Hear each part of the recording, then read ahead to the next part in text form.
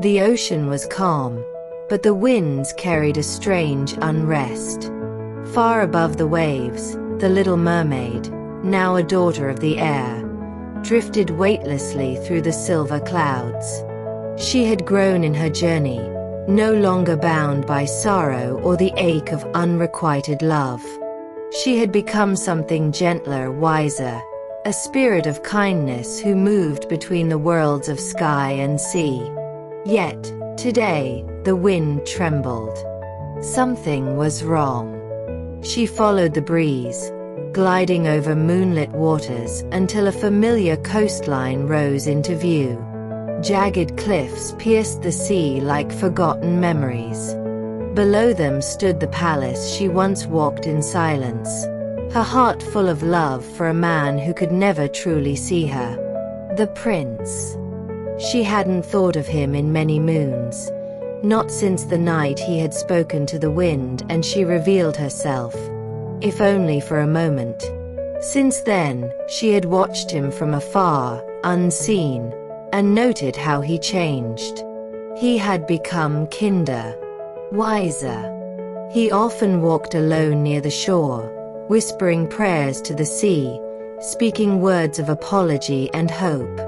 But now, a storm gathered, not of wind or water, but of men.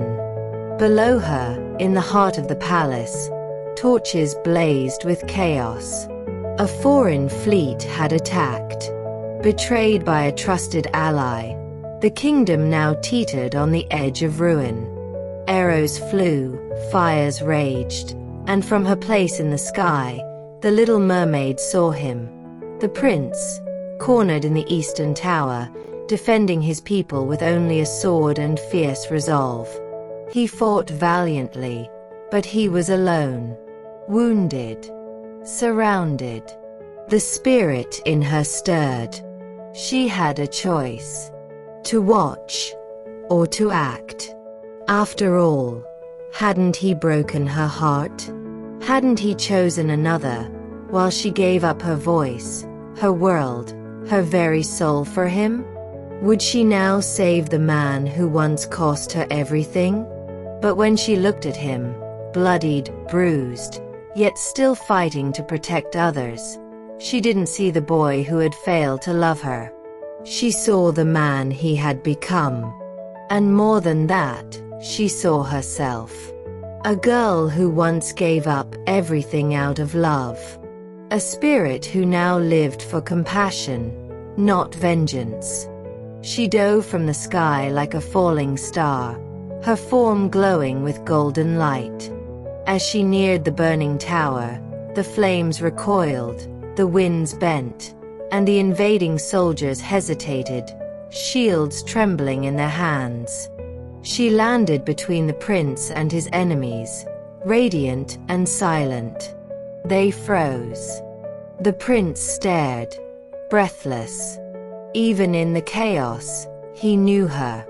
"You," he whispered. She turned to face him, her luminous hand rising gently. A wave of warmth passed through him. His wounds eased, his breath returned, and his sword felt light again. Then she faced the soldiers. They saw not a ghost, not a spirit, but a force of light. Her eyes held no rage, only resolve. She spoke no words, but the wind around her carried a powerful command: leave. Some dropped their weapons. Others turned and fled. A few fell to their knees, unable to meet her gaze. The battle faded as quickly as it had begun. And in the silence, the prince stepped forward. "Why?" he asked. "Why save me? After all I did, all I failed to do." Her glow softened, and she looked at him, not with pain but with peace. "Because I remember love. And because you remembered too." A tear slipped down his cheek.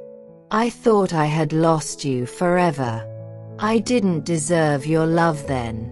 I still don't. But you changed." her voice whispered through the breeze. You became who I once believed you could be. He reached out as if to touch her, but she gently stepped back. She was no longer part of his world. Her place was in the air, among the stars, guiding lost souls and calming storms. Still, there was one gift she could give. She reached into her heart and drew forth a fragment of light, warm and glowing like a seashell kissed by the sun. She placed it into his hand. For your people, the wind whispered. For peace. Let it guide your rule. He clutched it to his chest. Will I ever see you again? Her smile was soft, like moonlight on calm water. I am always in the waves, in the wind. When your heart is kind, you'll hear me. And then she rose. The flames of war had been doused. The kingdom saved. But what lingered most was the silence she left behind. Not empty, but sacred. A silence filled with forgiveness. From that day forward, the prince ruled with grace. The wars ended. The poor were fed. The seas were protected. And on the anniversary of the battle every year, he stood at the cliff's edge and lit a lantern that floated skyward, his way of saying thank you to the spirit who had once been a girl. The people called her a guardian, a myth, a miracle. But the prince knew the truth. She had been real. She had loved him, lost him, forgiven him, and in doing so, lit the path to the king he had become.